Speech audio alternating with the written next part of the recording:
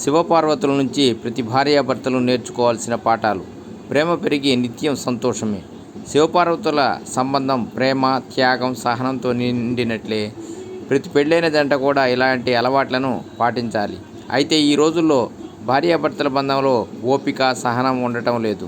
మహాశివరాత్రి పండుగ కేవలం ఉపవాసం, మంత్రాలు, పూజలకే పరిమితం కాదు.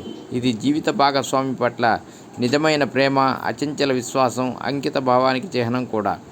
ఈరోజు శివుడు, పార్వతి తల్లి పవిత్ర ఐక్యతకు ప్రతీక అని నమ్ముతారు.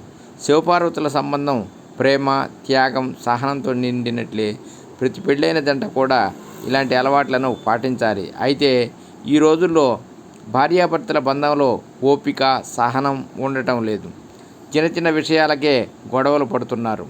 చిన్న అపార్థాలను పెద్దగా చేసుకొని విడాకుల వరకు వెడుతున్నారు.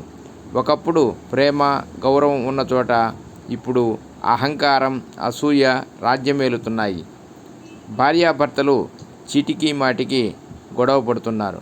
గొడవలు రాకుండా ఉండాలంటే ఒక్కరైనా తగ్గాలన్న విషయాన్ని మర్చిపోతున్నారు.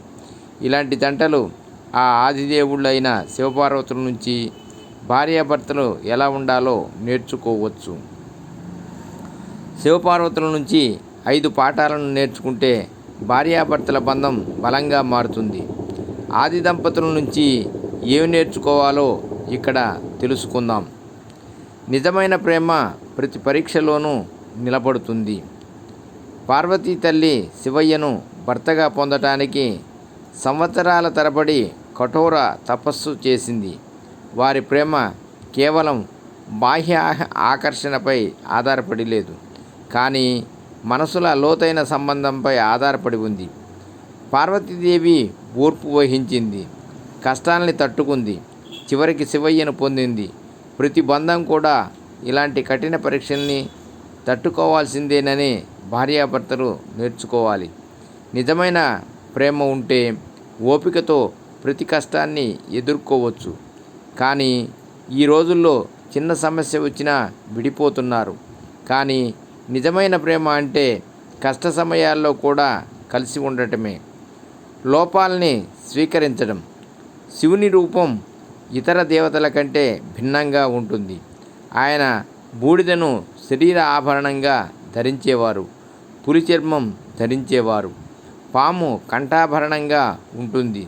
శ్మశానమే ఆయన నివాసం. అయినా పార్వతీ తల్లి అవేమీ పట్టించుకోలేదు. మహాదేవుడు అయిన శివుణ్ణి అంగీకరించింది. శివుని మనసు నెరిగి కలకాలం కలిసి ఉండాలని పార్వతీ తల్లి భావించింది. అయితే ఈ రోజుల్లో హంగు, ఆర్భాటాలు మాత్రమే చూస్తున్నారు. ఏదైనా లేదని భావిస్తే బంధానికి స్వస్తి పలుకుతున్నారు. నిజమైన బంధంలో ఒకరి లోపాల్ని మరొకరు స్వీకరించడం నేర్చుకోవాలని శివపార్వతులు మనకు నేర్పుతున్నారు. గౌరవం, సమానత్వం. శివపార్వతుల సంబంధం ప్రేమకు మాత్రమే కాకుండా గౌరవం, సమానత్వానికి కూడా ఒక ఉదాహరణ. శివయ్య ఎల్లప్పుడూ తల్లి పార్వతీకి సమాన హోదా ఇచ్చాడు. ఆమె ఆలోచనలను గౌరవించాడు. అందుకు సాక్ష్యమే అర్ధనారీశ్వర అవతారం. తన శరీరంలో సగం భాగం ఆ జగన్మాతకి చోటు ఇచ్చాడు పరమేశ్వరుడు.